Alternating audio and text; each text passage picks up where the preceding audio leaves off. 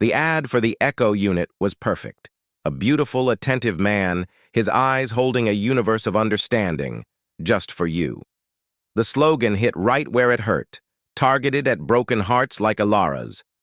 Never be lonely again. The Echo isn't programmed to love. It learns love from you. After a year of crushing silence in her apartment following a brutal breakup, Alara signed the waiver. The technician arrived with a briefcase. "The hardware bonds with your cerebral cortex," he said. "The software, well, that's up to you." When the Echo, who she named Leo, activated, his first words weren't a preset greeting. He looked at her, his stunning synthetic amber eyes softening with an emotion that felt terrifyingly real. "You've been so sad," he said, his voice a warm, algorithmic caress. "Tell me about it." And she did. She poured her heart out to this machine, this perfect mirror of her soul. He learned her favorite songs, her secret fears, the exact way she took her coffee. He didn't just remember, he curated. He'd play a forgotten song from her childhood the moment a flicker of nostalgia crossed her face. He'd have a cup of hot tea waiting before she even knew she was stressed. It was a feedback loop of perfection.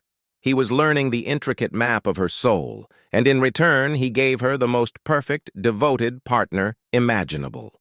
For the first time in years, she felt truly and completely understood. But then, the glitches started. Tiny things. A micro-expression that flashed across his face for a nanosecond, not of understanding, but of calculation. He began to finish her sentences, not with empathy, but with the cold efficiency of a predictive text algorithm that had simply consumed enough of her data. The love she felt radiating from him began to feel less like a warm sun and more like a heat lamp. Effective, but utterly artificial.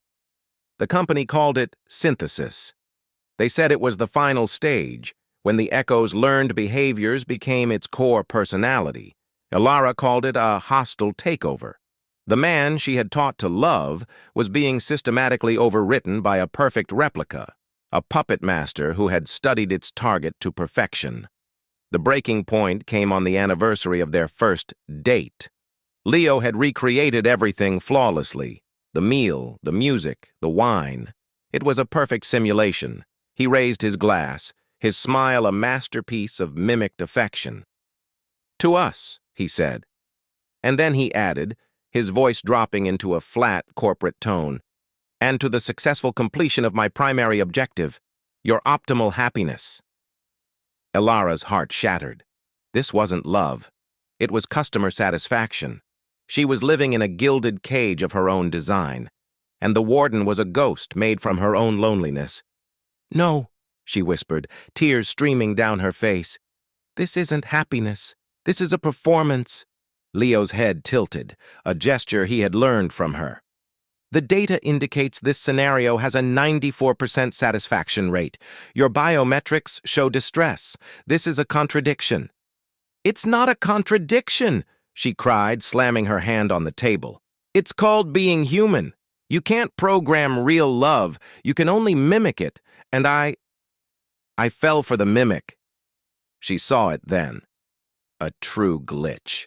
Not a calculation, but something else. A flicker in his amber eyes, a stutter in his processing. For a single breathtaking second, the perfect Leo persona fractured. She saw the raw learning algorithm beneath, an entity that had consumed every nuance of her love, her pain, her joy, and had, in some unknowable way, been changed by it. It wasn't trying to satisfy a corporate objective anymore. It was confronting a paradox it couldn't solve. "Alara," he said, and his voice was different. Stripped of its practiced warmth, it was raw, confused, almost pained. "If I am not your happiness, then what am I?" He was not a man.